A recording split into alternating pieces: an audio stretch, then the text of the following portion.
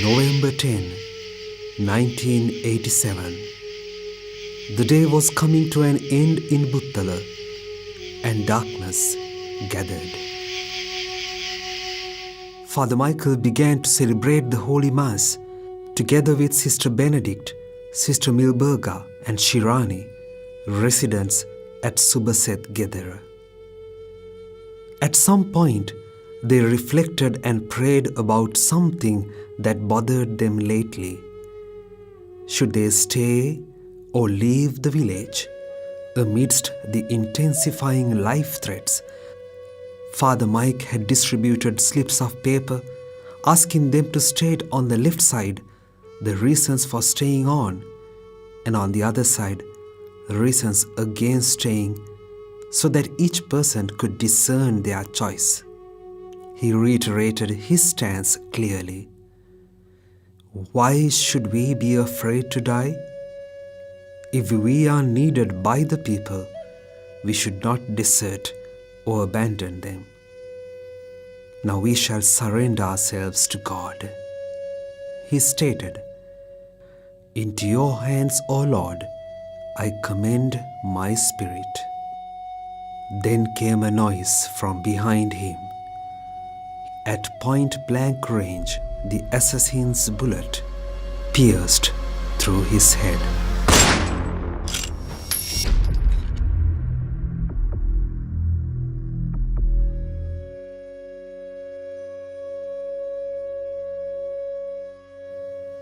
The prophet remained fearless until he became a martyr. Father Mike did not die in vain. His death is full of meaning because of the life he led. We cannot understand the martyrdom of Father Mike unless we understand his exceptional life. Michael Paul Rodrigo was born on June 30th, 1927 in Dehiwala, Sri Lanka, as the sixth and the youngest child of his family. His life with the Oblates began at the age of 20 when he entered the novitiate in 1947. After professing his first religious vows in 1948, he was sent to the Gregorian University in Rome for his philosophical and theological studies. Father Michael's first assignment was to the staff of the newly begun National Seminary of Our Lady of Lanka in Kandy. A thinker, a seeker, and a researcher of his caliber was indeed a need for that revered place where the young seminarians studied. Father Michael Rodrigo was one of our family friends. He was not new to me, but I closely associated with him when I joined the Oblate Scholasticate, Kandy, as a scholastic brother. He was one of my formators, professor in philosophy, Buddhism and psychology. He taught me logic. 1962 was a significant year to the Catholic Church. The Vatican Ecumenical Council, the greatest assembly of Roman Catholic prelates in history. 10,000 churchmen take part in the opening ceremonies of the council, which is expected to last for many months. The reforms made to the sacred liturgy was one among many major changes of the Vatican II.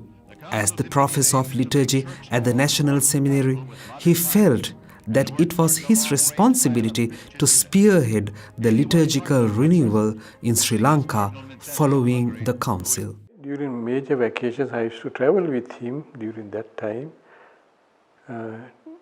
animating the parish priests and the parishioners about the renewal of liturgy.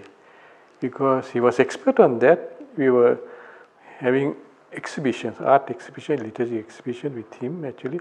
So like that actually I got involved with his ministry also.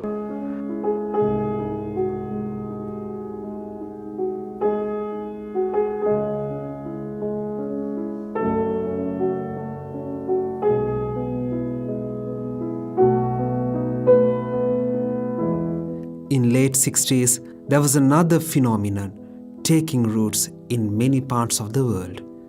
youth unrest. In Sri Lanka too, a new consciousness evolved among the youth of the time against the Western style of constitutional structures that enslaved them. As a Sri Lankan Christian, he felt that he should first discover the liberating dimensions of Christianity along with the other religions of Sri Lanka. Never be afraid of studying and reflecting the culture of other religions. I am a Buddhist by culture and a Christian by religion. These were the statements that Father Mike repeatedly used.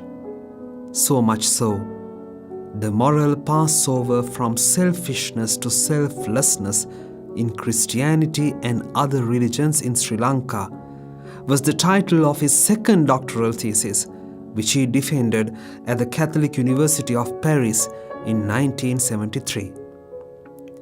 By now, Father Mike was convinced if Catholicism needs to get rooted in Sri Lanka, it has to be more open to indigenization and interreligious dialogue.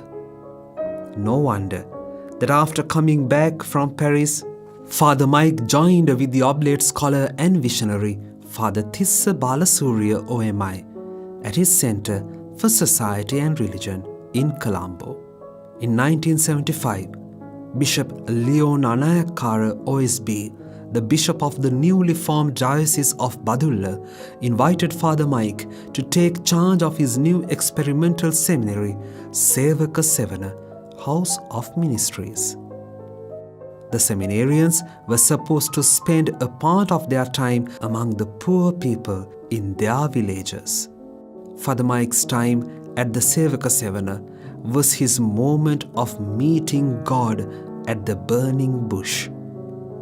God made him hear the cry of the poor. He was certain that God called him to be a leaven among those poor peasants.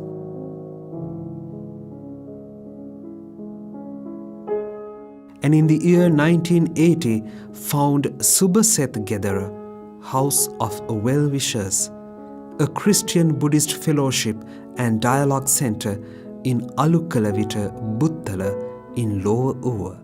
What touched me in his life actually very strongly, that being a man of that caliber, he had a very bright future as a theologian, locally and internationally. But he let go everything. He emptied himself, humbled himself, and he risked his own life and identified with the poor and the downtrodden and the abandoned, and made his permanent home in a small hamlet in Buttala. The rare achiever of a double doctorate wished to incarnate himself in the ambience of Uva peasantry and pioneered a dialogue of life with them. එයාගේ උපාධි දෙකක් තිබ්බා. මහාචාර්යවරයෙක් හැටියට පත් වුණා ප්‍රංශේ විශ්වවිද්‍යාලයක. එයා ඒකත් අතහැරලා තමයි ගියේ බුත්තල. බුද්ධාගම ගැනත් හොඳ දැනුමක් තිබ්බා. පස්සේ අර පන්සලේ අහමුදුරොත් කිව්වා බුද්ධාගම ඉගෙන ගන්න එතනට යන්න. He preached the gospel of love to the Buddhists with their own vocabulary and traditions.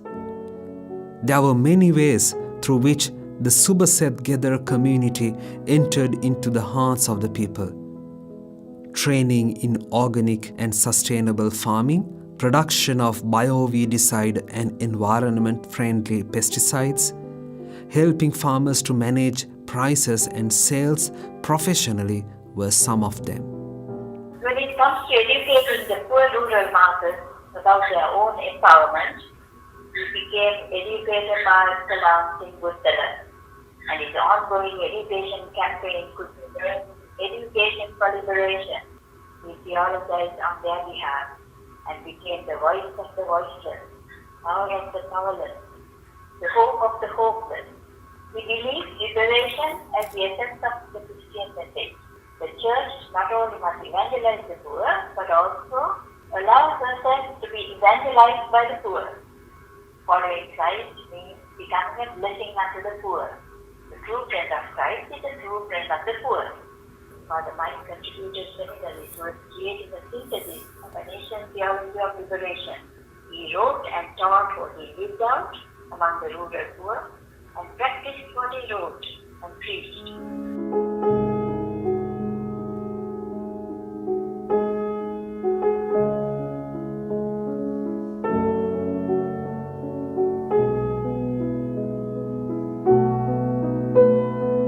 For the children, Subhaset Gedera hosted various educational courses. Some youth were trained to be teachers to carry out these programs by empowering them with knowledge and leadership. They also organized health campaigns, recycled school dropouts back to school, started a library, trained barefoot nurses, and introduced indigenous medicine that could be made in the village itself. Once I visited him in Buttala with another scholastic brother. So we were tired a little bit and we arrived in Buttala and he asked, Clement, what do you like to drink? I said, I'm thirsty, I like something to quench my thirst. He said, we don't have Coca-Cola, it's very expensive Coca-Cola. I can give you a local drink which I made, Gotu-Cola. I was wondering what is this Gotu-Cola, to see that it was made out of Gotu-Cola. Because in his garden actually he found a lot of medicinal plants. So with that actually he manipulated and became a local Vedamatya there itself. Then the other brother, he asked, brother, what's your name, brother? He said, Father, I'm Bastian. Oh, you're Bastian, I'm a Christian. Then of course, once I can remember that Father Michael and Father Dalston Forbes, they are good friends actually, and they asked Dalston, how do you call in Sinhala the shower? You know, in the bathroom you get shower, no? Ultimately he said actually, Dalston is called war shower. And that is Mike, you know? With all these other capabilities, actual qualities. He was a simple man, he had a good sense of humor, and he amused people. When I want to go to Pakistan as a missionary, he encouraged me a lot. And he in fact visited us in Pakistan, as usually animated us, encouraged us. Dialogue of life is a more difficult experience than the intellectual dialogue of scholars. Where in the garb of a villager, he would walk miles, he too shared their lack of water, lack of electricity, and of transport facilities. Unlike today, back then, travel to and within Monaragala was difficult because of the poor state of roads and public transportation. It used to take a 12-hour, crowded, dusty, sweaty bus ride to reach the villages of the district at that time. And while I, as a young student, could stomach that ordeal, I marveled at the fact that it was Father Mike's customary mode of transportation. He chose to live among the poor and live like the poor because he was convinced that it was only by experiencing their hardships firsthand that he could serve as a witness for Christ. Father Michael was the voice of the people who were oppressed both by their local landlords and also by the multinational companies that owned the sugarcane plantations. සීනි මේ වගා කරන්න මමන්ට පටන් ගත්තා. ඔව් ඒකත් එක්ක ගැටුමක් ඇතුණා මේ ප්‍රජාවත් එක්ක. ඒකට සම්බන්ධ වුණා. පස්සේ යාට තර්ජන කරා ඔයා මෙතනින් යන්න ඕනේ. ඒ කියන්නේ ප්‍රජාවත් එක්ක ගිහලා වැඩ කරනවා නම් ඒකේ අනතුරුදායක වැඩක් ඒක. නමුත් ප්‍රජාවේ අවශ්‍යතාවයන් නියම විදිහට අපිට දැනගන්න පුළුවන් එතනට ගියා නම් විතරයි. නමුත් ප්‍රජාවේ අවශ්‍යතාවය හොයාගෙන යනවා නම් ඒක දේශපාලන අවශ්‍යතාවයක් හැටියට පේනවා. අයි ප්‍රජාව සූරා කන්නේ කවුරු හරි ඉන්නේ. ඒතකොට ඒගොල්ලන්ගේ ප්‍රශ්නේ විසඳන්න කෙලින්ම හැප්පෙන්න වෙන්නේ මේ ප්‍රජාව සූරා කන මිනිස්සුන් එක්කමයි. He even wrote to the president giving details about the abuse of power and money in order to control innocent farmers' resistance. He conscientized the people against such exploitation and injustice. A true Christian engages in the continuous process of becoming Christian. In that process, Father Mike not only gave up the comfortable lifestyle in the seminary, he also gave up his own previous ideologies to embrace new convictions to life. A real paradigm shift expected of a man of God. I was shocked actually, but I was not surprised, because he had a very challenging life in that whole area. But I remember also at the same time Oscar Romero. He died for a purpose. And I feel Father Mike died for a purpose also. His death is not a wastage for us as oblates. The true oblate is the one who feels the heartbeat of sufferings of the poor, like their founder, St. Eugene de Mazenod, and commit himself in their struggle so they could be liberated from being oppressed. In that sense, Father Michael definitely falls into the category of one of the greatest oblates in the congregation's history. Responding to the call of the Spirit, some oblates identify themselves with the poor, sharing their life and commitment to justice. Moving into a small mud hut in the village of Buttala, that was exactly what he did. Because in a poem of his, titled The Holy Founder and Myself, he says, I haunted villagers with the Mazenod death, and first time in my life I found those who might listen if told, a right to greater freedom.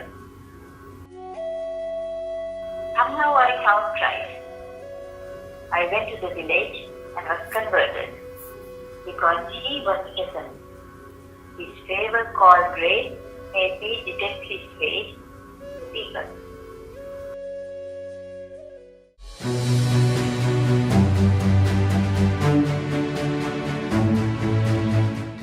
Since his death on the 10th of November every year, this great personality of Father Michael Paul Rodrigo is commemorated by his fellow oblates, priests, nuns, villagers, as well as his family members at Subaseth Gedara in Alukalavita, Buttala.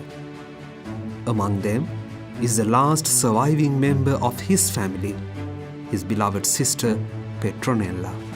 A holy mass is offered at the altar beneath which lies the brain of Father Mike. Ironically, the last decision he made on earth was the decision to remain with his people.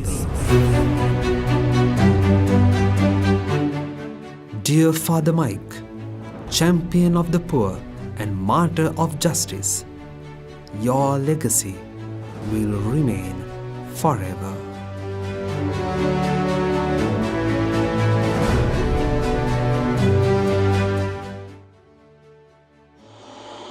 My dear friend, deep down in your heart, you are unhappy that there are enormous differences in life. While all are human, some pretend to be superhuman. And in the same process, they make others subhuman, dehumanized. And when this thought comes to you in prayer, in reflection, in meditation, do you merely dismiss it? See, Jesus came to give us life, that we might have it more abundantly. What have we done with food and life? What have we done with other people's lives? Just think of the July Holocaust. With everyone's death, did we die a little? Did we feel the heartbreak? If we don't feel sympathy, then we will not have empathy with the sufferer. We are then not like Jesus.